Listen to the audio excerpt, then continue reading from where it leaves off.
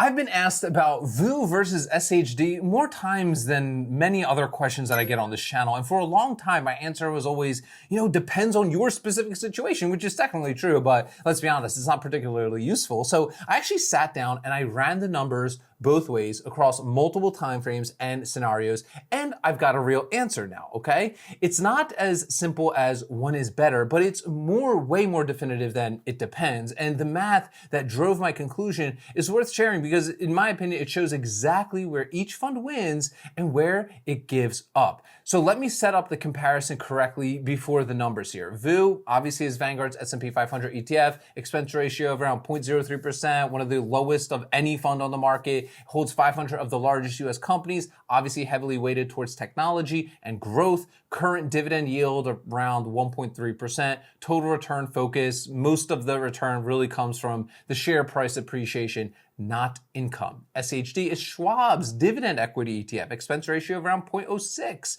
Okay, it holds 100 companies specifically selected for dividend payment, dividend growth, and financial quality. Most importantly, current yield approximately 3.5%. Total return is split more evenly between dividend income and share price appreciation. Okay, the decade that really matters most for this comparison is the last 10 years, okay? So from 2015 through 2025, the S&P 500 and therefore VOO returned approximately 12 to 13% annually on a total basis. The technology sector drove obviously enormous gains. SHD, which is underweighted in high multiple tech relative to the S&P 500, returned approximately 10 to 11% annually over the same time period. VOO won the 10-year total return race by approximately 2 percentage points per year. On $100,000, that's the difference between $259,000 and $310,000. At 10 years, about $50,000 more in favor of VOO. That's real and it really shouldn't be minimized, okay? But here's the framework that really moved me from it depends to an actual answer here, okay?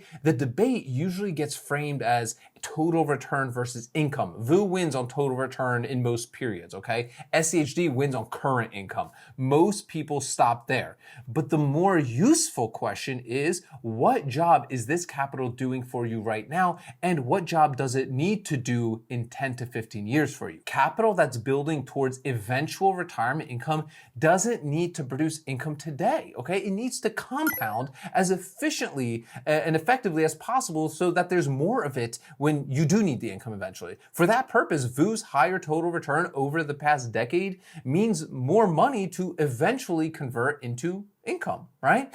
Capital that needs to produce growing income reliably over the next 20 to 30 years for retirement expenses, for financial independence, for, let's say, replacing earned income has a different job. SCHD's growing dividend compounding over time eventually produces a higher income yield on the original investment than VOO's, modest dividend ever reaches. The answer changed based on which of those two jobs I was assigning the capital for.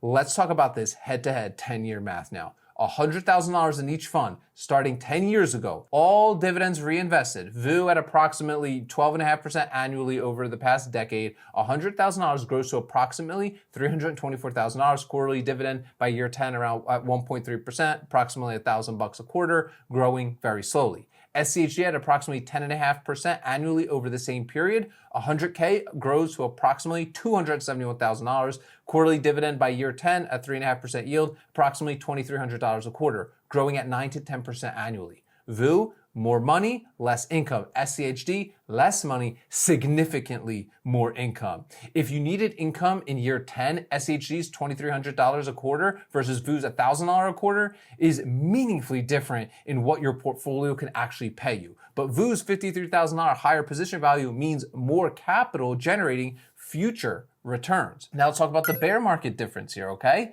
The 10-year average conceals something really important. In down markets, SHD and VOO behave very differently. In 2022, when the S&P 500 fell approximately 18%, VOO fell with it. SHD fell approximately 3.5%.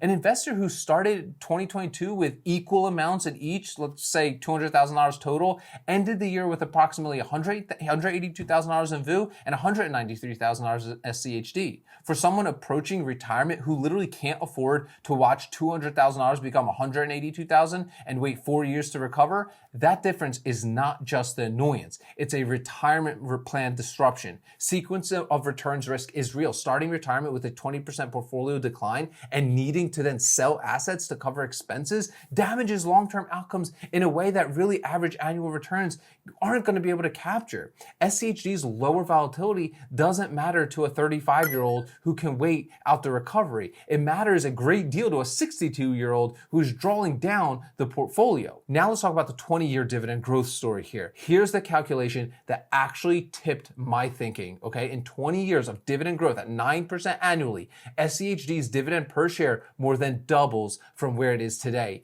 The investor who bought SCHD 20 years ago and held it now is earning a yield on their original investment that far exceeds what VOO would ever be able to even pay. VOO's dividend doesn't grow at 9% per year because, the underlying companies aren't selected for, dividend growth, okay? VOO's dividend follows the aggregate dividend growth of the S&P 500, which of course is lower and less consistent. For someone who plans to live on dividend income in retirement, not sell shares but receive and spend dividends, SHG's 20-year trajectory produces such a higher income stream for us from literally the same exact original investment that VOO does, okay? But here's my actual answer after doing the math for myself. VOO wins if you're in the wealth building phase with a long time horizon and you don't need income now. The higher total return, the broad market exposure, and the minimal expense ratio make it the most efficient vehicle for compounding capital over 15 years. SCHD wins if you're building towards income, all right, an income-driven retirement, or if you're already in the income phase and need growing dividends to cover expenses. The lower volatility protects you during bear markets at the worst time, and the dividend growth trajectory eventually produces even more income per dollar invested than VOO's static yield could. My answer after doing the math is I hold both. VOO and SPY, SCHD for the total market growth layer, SCHD for the growing income layer. Neither one alone does everything, right? I want my portfolio to do many things for me. But if someone told me I could only hold one for the next 10 years, for me right now in the accumulation phase, with a business that covers my bills and work and all those, it's going to be SCHD, right? I want to be able to focus when I'm at my retirement in 20 or 30 years to be able to pull income from that, right? And I want to, especially if I don't plan to actually work. But the right answer depends on when you're reading this in your own financial journey, okay? So, and of course, I got some questions for you guys as always in that comment section. Number one, if you could only hold one of these two funds for the next 10 years, which one are you choosing? And what's the specific reason that drives your answer for that? Number two, are you currently in the accumulation phase or the income phase? And does that match which one you're actually holding more of? I would love to spark this conversation down below in the comment section. And if you're a beginner just getting started with all this stuff, we talk a lot about income investing here on this channel. And I definitely recommend you attend the ARK Options Workshop. It'll be the first link in the description of today's video. At the end, you get my 15 favorite stocks under 30 bucks, my 2 premium calculators, and my full trade log template. Again, you will find that as the first link in the description of today's video. Guys, remember, sell options, collect premiums, repeat. I'll see y'all tomorrow.